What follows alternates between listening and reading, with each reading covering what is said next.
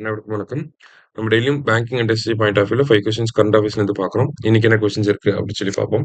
First one, India's first bamboo based ethanol plant has been inaugurated in which state அப்படின்னு சொல்லி கேட்டிருக்காங்க.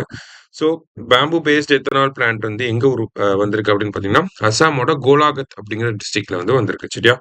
So கோலாகத் ஐ மீன் அசாம் அப்படிங்கிறது தான் கரெக்ட் ஆன்சர். அடுத்தது, what do you mean by white goods அப்படின்னு சொல்லி கேட்டிருக்காங்க. ஸோ ஒயிட் கூட்ஸ் மேல ப்ரொடக்ஷன் லிங்க்டு இன்சென்டிவ் ஸ்கீம் வந்து மறுபடியும் சென்ட்ரல் கவர்மெண்ட் வந்து ஆக்டிவேட் பண்ணியிருக்காங்க. ஸோ ஒயிட் குட்ஸ்னா என்ன அப்படின்னு சொல்லி பார்த்தீங்கன்னா, நம்மளோட ஹவுஸ் ஹோல்ட் அப்ளையன்சஸ் தான். இப்போ வீட்டில் பயன்படுத்தக்கூடிய fridge, LED lights, refrigerators like I mean washing machine, AC இதெல்லாம் தான் நம்ம ஒயிட் கூட்ஸ் அப்படின்னு சொல்லி சொல்லுவோம். சரிங்களா? அடுத்தது, consider the following statement regarding INS Androth அப்படின்னு சொல்லி கேட்டிருக்காங்க. So it is an anti-submarine warfare shallow watercraft built by Gordon Reach shipbuilders and engineers. So anti-submarine warfare correct தான். அடுத்தது Gordon Reach அதுவும் கரெக்ட் தான்.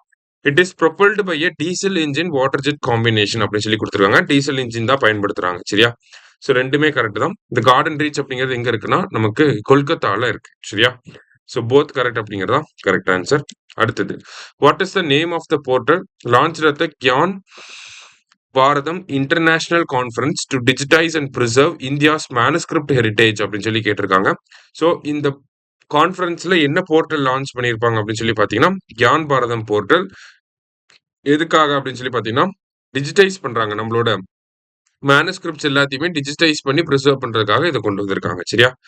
லாஸ்டா, Hindi Diwas is observed on அப்படின்னு சொல்லி கேட்டிருக்காங்க. ஹிந்தி திவாஸ் எப்போ அப்படின்னு சொல்லி பார்த்தீங்கன்னா, செப்டம்பர் 14. சரியா? செப்டம்பர் 14 தான் நமக்கு ஹிந்தி திவாஸா நம்ம அப்சர்வ் பண்றோம். சரியா? இன்னைக்கு 5 கொஸ்டின்ஸ் பார்த்துருக்கோம். தேங்க்யூ.